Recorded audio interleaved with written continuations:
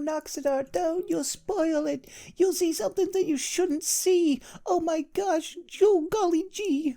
And I'll tell you, it's okay. I don't know what the hell's going on.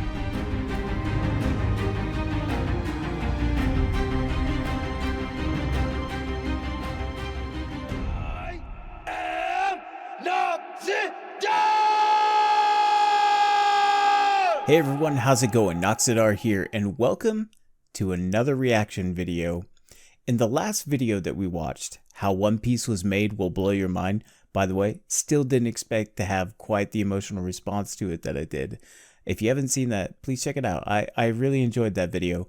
I had asked you to give me some videos that I could react to that maybe I could or should watch before diving into the One Piece journey for myself in earnest. And thankfully, you were kind enough to recommend some videos to me. So I have this one in front of me, and then I have two more in the chamber. And then what I thought I'd like to do before I actually start reacting to One Piece is make a My Dreams video and kind of go over like what my dreams are. What do I want to get out of life? And then also, what do I want to get out of this One Piece journey? Because the truth is, from everyone that I've ever talked to about this, it sounds like this is going to be a pretty life-altering adventure and one that I'm looking forward to. So our video for today is called The Appeal of One Piece, Where to Start by Super Eyepatch Wolf, and this was recommended by you, the community. I'm going to go ahead and leave a like, so if you like this video at all, please go ahead and leave a like, but even more importantly, please go to the original video, which I will leave linked down below, and leave a like as well, because it's thanks to creators and people like this that we have an opportunity to have more information about One Piece, especially for new One Piece fans. Anyways, let's go ahead and get started on this reaction. For a while now, there has been a certain ominous shadow cast across this channel. You see, as a YouTuber, I'm generally known for four things: my long, in-depth videos, my love of all things shonen, my utterly flawless spelling, and my absolutely perfect pronunciation of the Japanese language. And the problem Dude, don't even worry about it. I can totally relate. I can probably count on my fingers and toes how many times I got so excited about talking about Japan that I called it Japanese.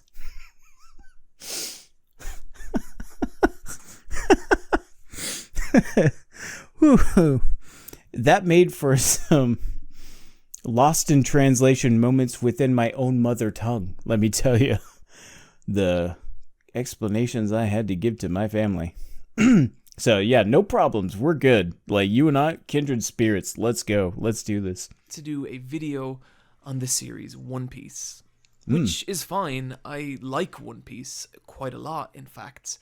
Oh, but good. the issue comes from how insanely long the series is, currently residing at its 833rd chapter. It's crazy to think that videos like this date themselves just by saying how many current chapters there are. And the staggering breadth of its world, which, according to the One Piece wiki, has currently 866 named characters. I'm up for the challenge. I taught elementary school in Japan, and I probably at any given year was teaching about 5,000 kids, and they had names too. Well, I didn't learn them. Fun fact though, in 5th grade, for one of my schools, I let them choose names, but they had to be foreign names, and I am proud to say that I taught a class with Steven Spielberg, Tom Cruise, Michael Jackson, Ronaldo, Messi, and Winnie the Pooh. Not very many can say that. I know because I counted and it took a long time. So how does one talk about such a massive series like One Piece? Well, the answer that I've come to, at least, is the same way that one devours a whale. And that is piece by piece. Have you had whale before? I can't say I have. I might have. I don't know. In Japan, I feel like they sneak a lot of weird meat into things and then call it tuna. So I don't know. You know, I'm sure I ate dolphin or something. I guess that's how I would do it, piece by piece. Especially, you remember there was that story where they tried to get rid of that beached whale. It was like a bloated carcass that had washed on shore, and they blew it up, and it sent piece by piece for like,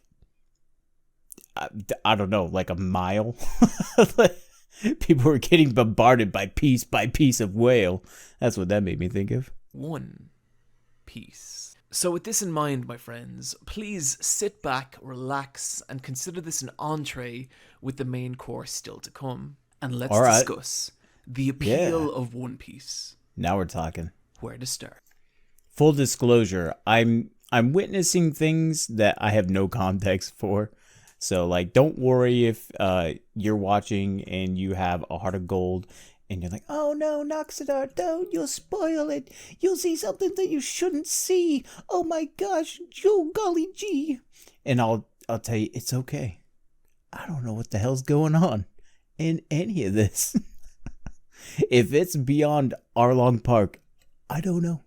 I first encountered One Piece in 2006 on the UK television version of Toonami.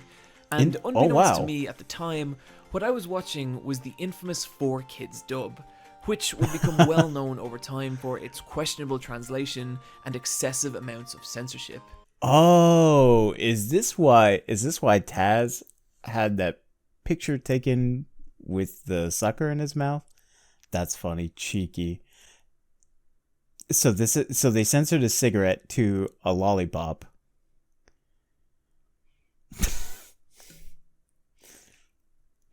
I don't know. That's got its own unique charm to it, doesn't it? It can't be worse than that, but he did say infamous, so I don't know.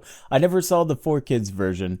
And even despite these factors, I really came to enjoy the adventures of Nami, Zoro, and of course Luffy. The series had a unique playfulness to it that made it stand out from other more stoic series I'd seen up until this point, like Bleach and Dragon Ball Z. And even... Ooh, can I go back to that? So, it's so funny because these are actually anime that I was really into. And even in the show's more dramatic moments, there was always a tremendous amount of fun to be had.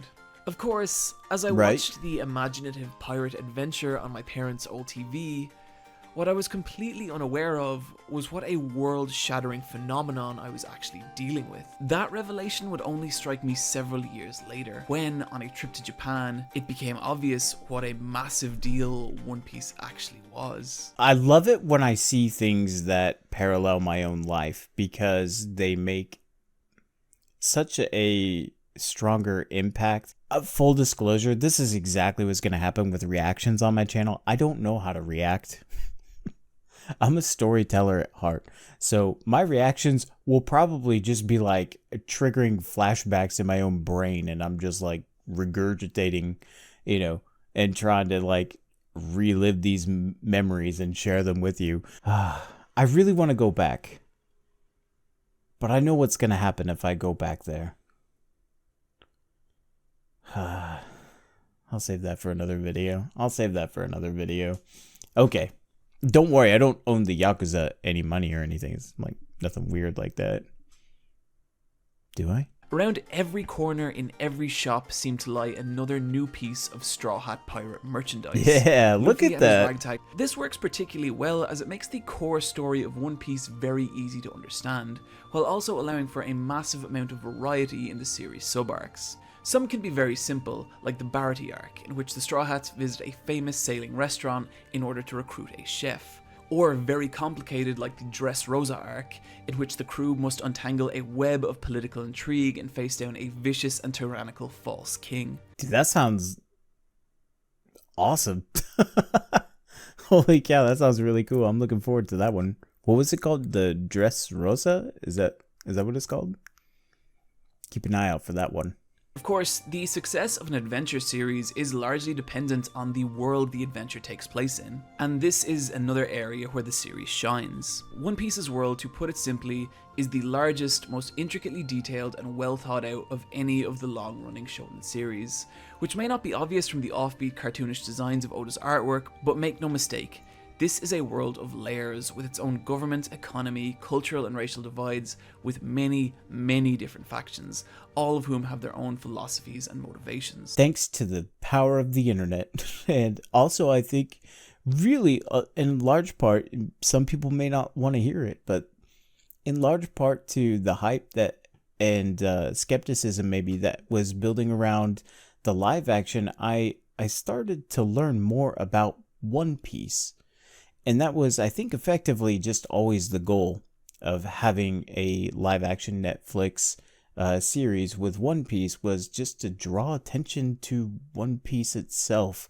And, you know, it's the reason why I'm here and why I'm sure that there are hundreds, thousands of others reacting to videos similar to this, preparing themselves to go on this grand journey as well. It is the age of pirates, and it is upon us. So, let's go forth. This is really cool. Like I said, I don't have a lot of like context for a lot of things that it's throwing at me, specifically with like names and places and faces. But the one big takeaway that I can take away from this is going back to, I'm just seeing so much imagination, and what it sounds like is, it sounds like the different storylines have incredible payoff, and that it has richly shaped a universe that just, you know, fans the world over enjoy. And if there's nothing else that I get from this, even if they are just minor spoilers, even from like a visual sense, I'm first off, I have the memory of a goldfish. I'm not going to remember all that, but I am definitely going to take away the feeling that a video like this can foster, and just how important that is for bringing new audience members into this medium. Again, this is the appeal of One Piece, where to start. And if you are enjoying this video, please visit the original and show some love. Leave a comment, leave a like, leave a sub. It always feels like there's a larger picture in One Piece, and depending on the global political climate of the time, Luffy and the Straw Hats' allies and enemies can switch from arc to arc, giving the world this intriguing, ever-changing dynamic. Seriously, you see this dumb-looking idiot in a diaper? This is Senor Pink, and this guy has a backstory that is absolutely heartbreaking, and upon hearing it, it completely changes everything about how you see him. Moving swiftly along, actually no, wait, no. I know some of you out there don't believe me, so we're gonna prove it. Let's do this. Senor Pink started out his adult life as a member of the brutal Don Quixote crime family, where his days were frequently filled with criminal activity and brutal violence. Until one day, in the pouring rain, he met a woman who he immediately fell in love with. They got married, had a child, and for a while at least, everything was perfect. Except that Pink was still involved in the Don Quixote family, which he hid from his wife for fear that she might leave him.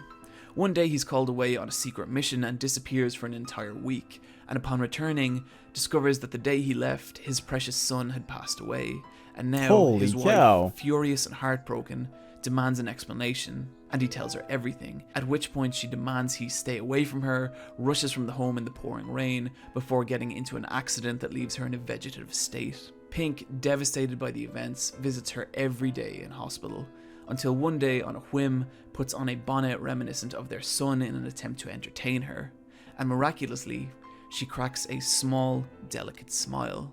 And so, for the sake of seeing his wife smile, he continues to dress more and more elaborately, even enduring the ridicule of everyone around him. Years later, his wife too has passed, but he still dresses this way out of remembrance for her and of his beloved son. And so, one of the silliest looking characters in One Piece actually has legitimate character motivation for dressing this way. And in justifying this, he becomes an actual grounded, tangible character. What really gets me here is that this is one tiny, inconsequential character in One Piece's world. And yet still, Oda manages to imbue him with a sense of depth and grounding many writers fail to give even their main protagonists. Oddly, I can relate to that. No, I didn't dress up in like a diaper and a bonnet and a pacifier, but just going to great lengths to provide someone a smile. And maybe this is what he's getting at, is like, it's such a ridiculous visual, but at the same time there's something intrinsically and deeply human about that want to be a source of comfort and healing for a dear friend or a loved one in a way that I think people can relate to. I think if you would just show me a picture of it, and maybe this, again, this is where like my former prejudices were, is seeing things without the context of the narrative surrounding it, and just seeing a still frame of like silly, over exaggerated, ridiculous characters it was kind of like, I don't know if there's something there for me to grab onto. And the truth is that there's not. You need to hold on to something, and there's nothing there, and it will just sweep you away from everything that I'm gathering from this. This is a really bright screen. We should probably move the video forward. The use of over-exaggerated character design and elements is actually just to create a further impact on those intrinsic human values that underpin who we are as humans. I hope you can appreciate that. That's something that I'm really looking forward to, and I'll probably go like super analytical and it'll sound like I'm just rambling, kind of like now, but I'm looking forward to that. Having so many characters with such fleshed out histories and motivation is the primary factor that makes One Piece's worlds feel so vivid and alive, and makes each individual character feel like a true story in their own right. The last thing I'd like to talk about with One Piece is also one of its least tangible elements, and that is the creativity and imagination that's gone into it. There's always a sense that when reading One Piece, Oda himself is enjoying the world and characters more than anyone. So with all that in mind, where should you start? Well, the obvious answer is page 1, chapter 1. The manga is for the most part a fantastic read. Yeah, my intentions with One Piece is I will probably start with the anime and doing reactions to that, but I also want to do reviews of the manga. Certain scenes in the anime are definitely going to trigger flashbacks and memories, and it's something that I'm very much looking forward to, because for me it's going to be kind of, there's a lot of memories that I have of living in Japan over those 4 years that I just haven't really told anybody about. And at the same time, I'm so grateful that there's something that can, trigger that response to be able to share them, so that they're not lost forever, just rattling around, in this brain bucket, that there's actually a place that they can live and breathe with others, such as yourself. So I'm looking forward to that. And I'm looking forward to being able to look back on some of these videos later on and say, oh yeah, that's right, that did happen. Oh man, that's so cool. Guys, that's going to do it for my intro into One Piece, and there is still a ton more we need to talk about. The characters, their themes, Oda's unique visual aesthetic, and what cursed fruit he ate in order to actually be able to constantly produce a manga of such quality. And we shall in a full-blown why you should watch/read One Piece coming later this year. But I hope this video, at the very least, has given you a foothold with which to get started. And also, as some of you are aware, I recently started a Patreon. So if you enjoy this channel and would like to see your name listed with all these beautiful people right here, consider heading over to patreon.com/supereyepatchwolf, where you can kick in $1 or $2 to help out with the creation of future videos. This was a really good video. I like this video because I like the kind of discussion that it was able to generate. For me, that's kind of like what a good video to react to is it something where I can maybe offer hopefully something to you, the viewer, as insight into me, insight into how I'm feeling about something, or even just like stories. I mean, all our lives are stories if you think about it, and I'm about to partake on one of the most popular stories of all time. I'm genuinely excited after seeing this video. This was very, very good. So again, this was Super Eyepatch Wolf. Feel free to visit, leave a like, leave a comment, let them know, how you found it. If this was your first time watching it, as it was for me, let them know. Let them know. Give a sub, support, and hopefully we'll see even more videos out of this creator. that's all I really have to say. I'm looking forward to the next video to watch, but that's all the time for me. This is Noxiddar. Out.